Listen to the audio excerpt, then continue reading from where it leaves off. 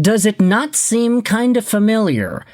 An old Red Wing young guy gets sent over to St. Louis and, surprise, surprise, continues to have problems. Problems which we decide to talk about in a video later on. That is exactly what we are seeing here, folks. Last time it was Jakub Vrana.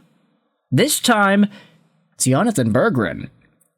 Now, the reason Jonatan Berggren was a story for the Detroit Red Wings the past little while is because during his time in the Red Wings organization, it was quite evident that the guy was pretty skilled.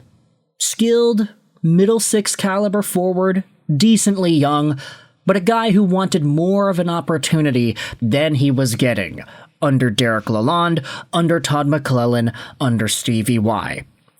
The fact that Jonatan Berggren ended up sticking around with the Detroit Red Wings for 1 year, $1.825 million contract was a pretty big deal. A lot of us were like, wait a minute, the guy actually signed. Okay, nice. Good to see he actually is willing to come back to the organization and spend another year in Motown. But unfortunately, the 25-year-old forward just got outplayed. With the Red Wings, he had 24 points in 75 games last year, which is not bad. I mean, it's not great, but it's not amazing. And this season, he had 6 points in 15 Detroit Red Wings games, 2 goals, 4 assists. Unfortunately, Berggren got outplayed by some of the other talent that was added onto the roster, both in terms of young guys and players that were acquired in free agency. Looking at you, James Van Riemsdyk. But Jonatan Berggren ended up getting sent over to the St. Louis Blues in a move that not too many people were all too surprised about.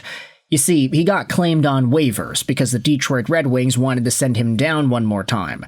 And St. Louis saw this as an opportunity to say, hey, there is a guy who's been struggling with his team. He wants more than he has been given. And this is an opportunity for us to take advantage of a player in that spot. Almost in the exact same way that the Montreal Canadiens took advantage of Alexandre Texier in his bad opportunity. Yeah, it's kind of funny because Texier came from St. Louis, but either way, Jonatan Berggren is a guy who went through some pretty rough things the past few days.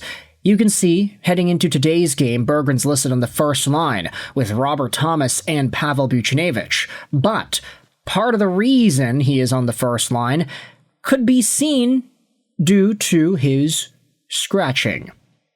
This article goes out there and says, after sitting out one game, forward Jonatan Berggren will be back on the ice and skating on the top line with Thomas and Buchnevich. Matthew Joseph will sit. Makes plays and be a good two-way player like he did in his first 3 games, said head coach Jim Montgomery of what he wants to see from Berggren tonight. Now, if you take a look at Berggren and those overall numbers, this is where we dive into how things seem to have changed, at least for a little bit. Berggren's played 5 games at St. Louis and he's got 2 goals and 2 assists for 4 points. You can see that he started out with 4 points in his first 3 games, before going pointless in the previous 2. This is a post on the R Detroit Red Wings subreddit that talks about Johnny Burgers being benched from the most previous game. Take a look at this. Yeah, I guess leveled off is a pretty good choice of words. He hasn't been as tenacious on pucks, checking skills, and his habits and details haven't been the same offensively and defensively. He still made a couple of plays yesterday that were really high-end plays, the one in between the legs to Ruzi in the first period, and that's his strength. It's the habits and details that he needs to gain to become consistent with the way we play. Even when he's not offensively on, he's going to help us win.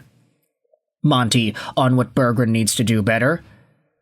We show him and we work with him, and then it's up to him to grab it. In this league, results matter, as we all know it. It's way more fun for you guys to report after last night's win. It's way more fun for us to be at the rink. Professional sports is about winning.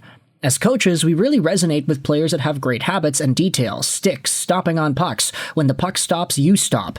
It's a simple game. Winning one-on-one battles. When you do that, you're not going to come out of the lineup because then you have the puck and you're not going to make mistakes.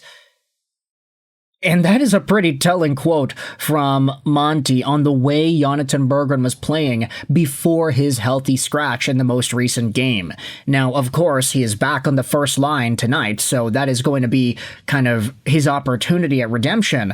But I did find it interesting that Jonatan Berggren is going through some similar tribulations with St. Louis as he had in Detroit, and that's a lot of what the comments are going out there and talking about too. R Sharp 7000 says it's a bummer for Berggren, but there are a lot of guys that have NHL talent, but not the work ethic to maintain a spot in the league. This is the reason why Yzerman tends to gravitate towards drafting guys that are dogs. Skating, shooting, and strength can be coached. IQ and doggedness can't.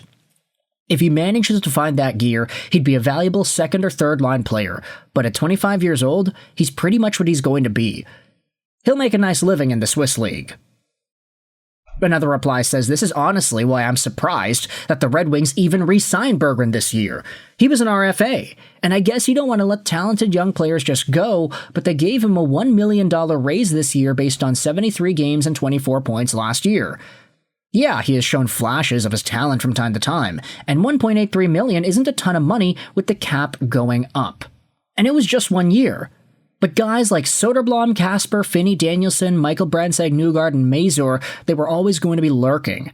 Maybe Finney grabbed the spot way earlier than we all expected to hurt Berggren's case, but as much as we like Berggren and his offensive potential, he was being passed on the depth chart by several guys.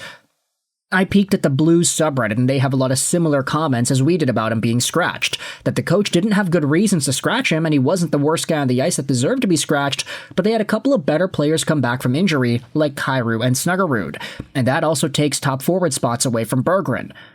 I was honestly fine if he would have been part of the DeBrincat trade when people were saying we shouldn't trade him. Kubalik had a better year than Berggren for the Wings anyway. Scored 20 goals but did nothing for Ottawa and is out of the NHL now. As much as I like Johnny Burgers, I don't see him too far behind Kubalik. He will always be one of these guys that fans get excited about when his offense flashes, and yet confused why the coaches don't give him more minutes. It's not that Berggren isn't a good hockey player, and it's not that coaches are stupid.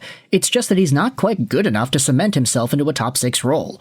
Look at how guys like Raymond and Finney and DeBrincat play with speed and tenacity. Look at the vision Kane has. Berggren has the skill, just not that type of game that works with what the Wings and probably most NHL teams would want. Guys like him are in every organization and in the AHL. The NHL is a tough league. It happens.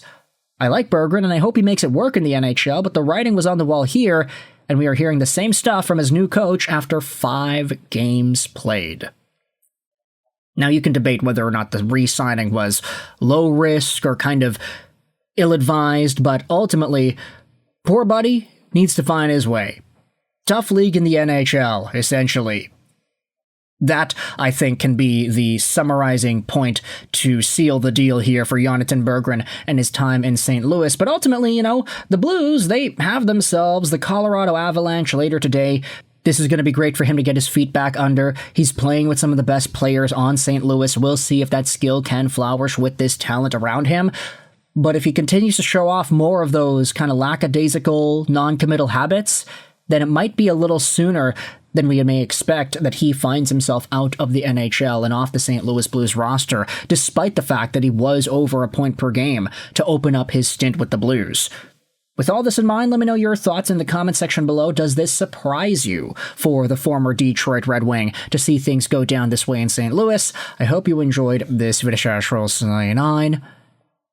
And bye.